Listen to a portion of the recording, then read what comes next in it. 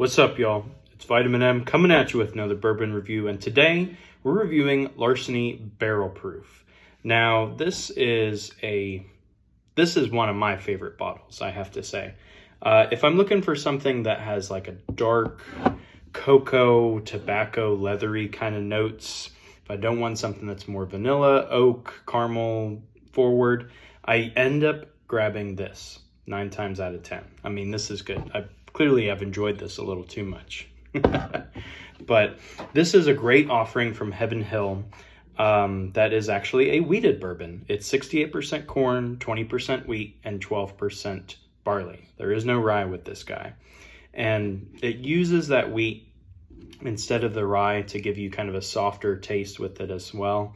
But how the cocoa notes come out on here with the wheat really perplexes me, because I get more of a softer red fruit kind of taste, but I don't get this on this whatsoever. But the Larceny lineup, so the Larceny small batch, was first released in 2012 or so as Heaven Hill's wheated bourbon offering, to go hand in hand with Elijah Craig as we know it. And Heaven Hill has a very long history of bourbon.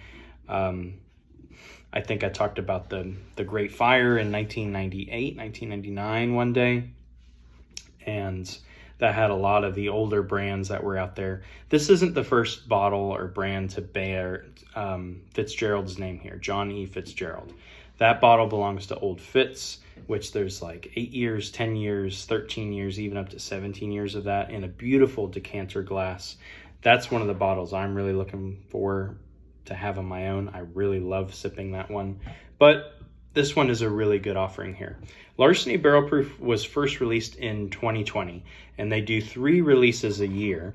And how you know which release you got in a year is it'll say down here with, what does that say there?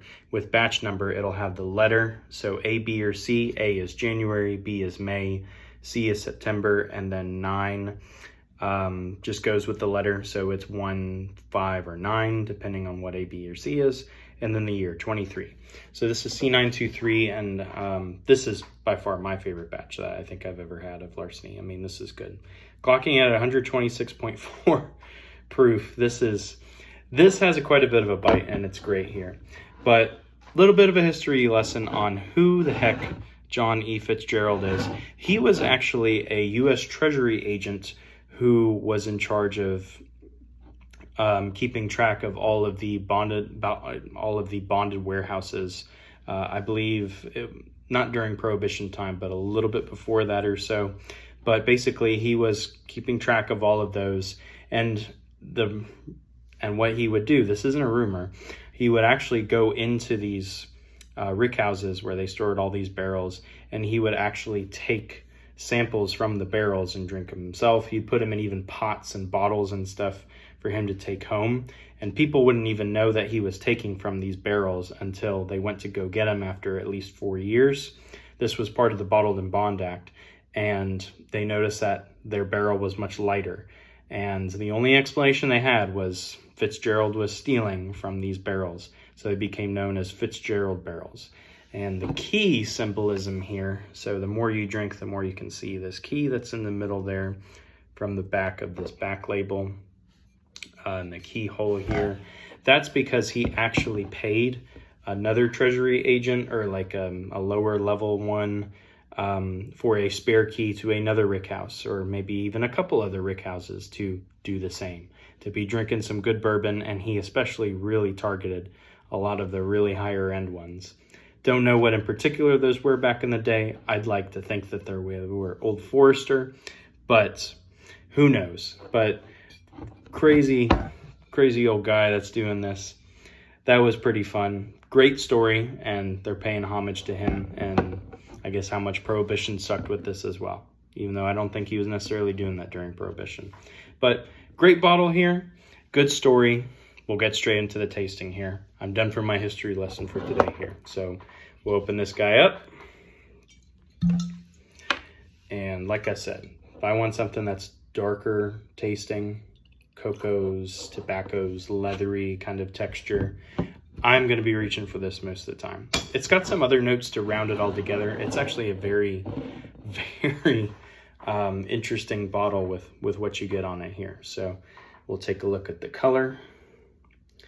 And okay, nice little copper kind of color there going on.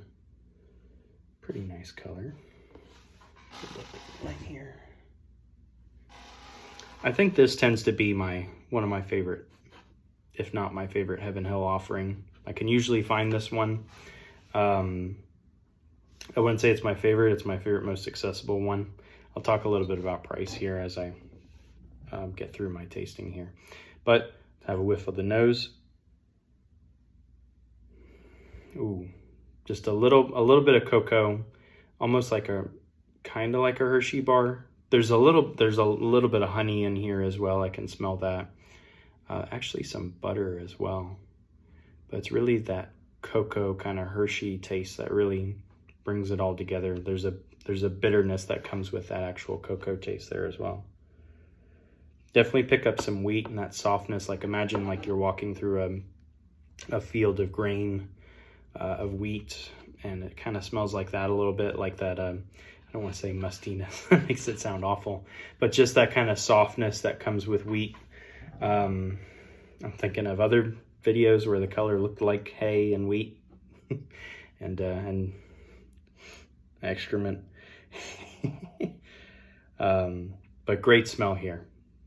Lots of sweetness going on with a lot of dark kind of things happening here. A little bit of leather, kind of that dryness in there as well. So we'll have a sip here. We drink today because tomorrow we die.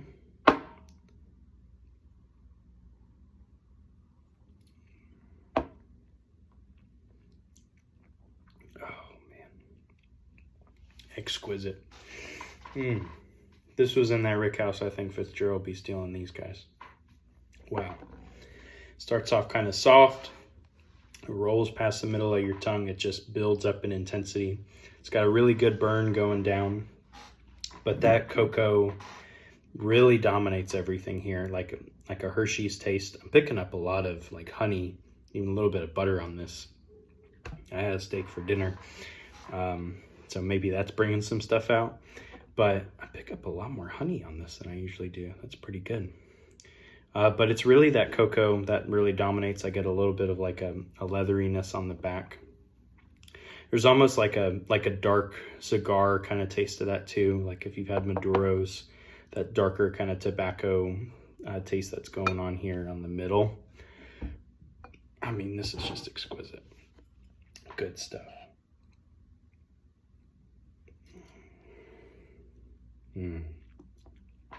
Great syrup and viscosity. It's not too oaky at all, like Elijah Craig. It's just very, I mean, it's got a bite for sure. At 126 proof. I tend to like that because that's closer to what it actually is coming out of the barrel. But man, great viscosity, great syrupiness. But it's really that cocoa kind of bitter taste that's carrying everything with that wheat and honey, a little bit of butter thing going on, but it's really those dark notes that are exemplified throughout this whole thing. And honestly, like this is one of my favorite go-tos. I wouldn't pay more than $70 for it. The problem with these guys is they're so plentiful and they sell pretty well. So lately they've been like 70, 71 around me and a lot of places I've been to around America. So really I wouldn't pay more than like 65. Like really try to find it for 60 at most. 65 is not going to kill you, but like 70 is just a matter of principle by that point. Like these things are out there every year. It's $55 MSRP. Like 55, 60 is what you really should go for. And they just had a new label that they introduced here as well. It's like more keys and stuff, and there's a single key up here. I like the old label more. It's classic. I think having so many keys on the label is kind of ridiculous and over the top to me. But I mean, this is just an exquisite pour. Great dark notes that are going on here. Honestly, this is a 9. It's a slam dunk. Great sipper. Good for wintertime too, like we're in now. If you're looking for darker notes, kind of keep you warm here as well. And the alcohol and the bite kind of brings it all together with those dark notes, honey, sweet, that's going on here. So that'll wrap it up for this episode. Thanks for joining me on this, and I will see y'all in the next episode. Cheers.